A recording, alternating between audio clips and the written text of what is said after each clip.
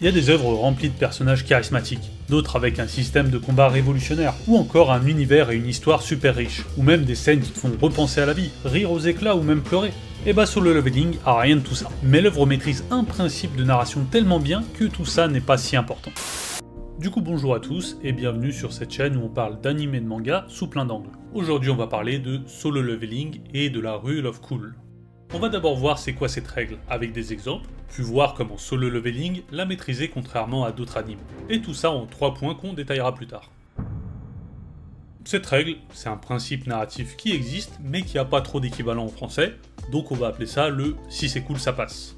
En quoi ça consiste? Eh bien plus quelque chose est cool ou stylé, moins c'est important que ce soit réaliste. Tu vois ces poses dans Jojo?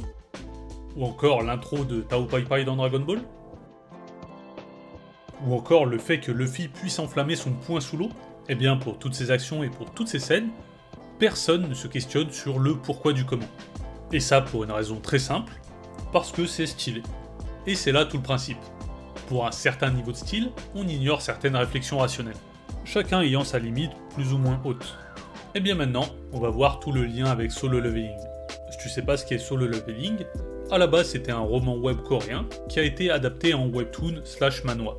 Et à partir de là, c'est devenu le plus populaire du genre, avec des planches plus impressionnantes les unes que les autres. En général, les fans d'anime et de manga sont un peu réfractaires à ce qui vient de Chine ou de Corée. Mais alors, qu'est-ce qui a fait la différence pour Solo Leveling? C'est ce qu'on va voir en 3 points sobrement intitulés. Tout d'abord, l'honnêteté. Qu'est-ce que j'entends par là? Eh bien l'œuvre s'appelle Solo Leveling, et après avoir lu le webtoon et regardé l'anime, on en vient facilement à la conclusion que, effectivement, c'est l'histoire d'un gars qui monte des niveaux tout seul sans l'aide de personne. Ça ne nous vend pas du tout un monde et une histoire super riche et complexe, ni une certaine profondeur dans le message, juste un mec qui monte des niveaux en solo. Là où dans son univers les donjons se font à plusieurs, lui gère tous les rôles en étant un raid à lui tout seul. Évidemment, c'est le cliché du gars faible qui devient fort. Mais c'est dans le titre, et c'est totalement assumé. Pareil, les antagonistes, c'est juste les représentants des forces du mal. Et c'est ok. Il y a pas mal d'animés qui se perdent soit en nous vendant un concept original puis en revenant dans le rang, soit en essayant de se donner un style en se rendant compliqué. Mais parfois, c'est aussi simple que ça. Solo Leveling nous promet du divertissement, et il nous offre du divertissement.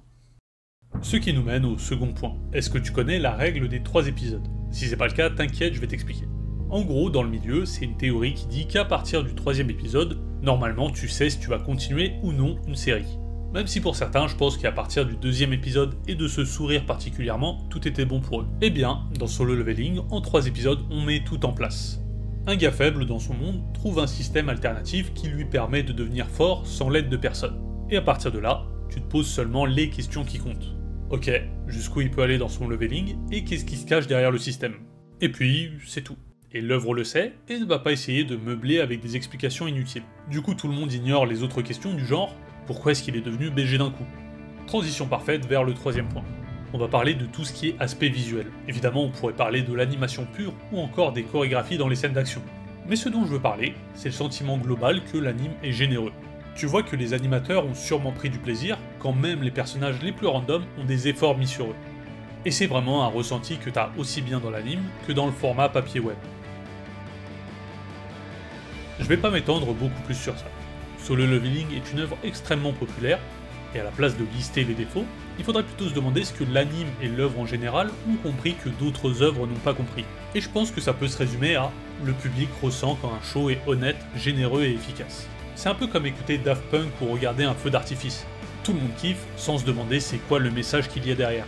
En conclusion, Solo Leveling n'a rien inventé ni réinventé dans son domaine, mais il a compris une vérité simple qui est la plupart du temps, un anime c'est là pour te faire passer un bon moment. Et le réalisme, c'est pas censé venir en opposition avec ce but. Bref, restez comme Solo Leveling, restez cool.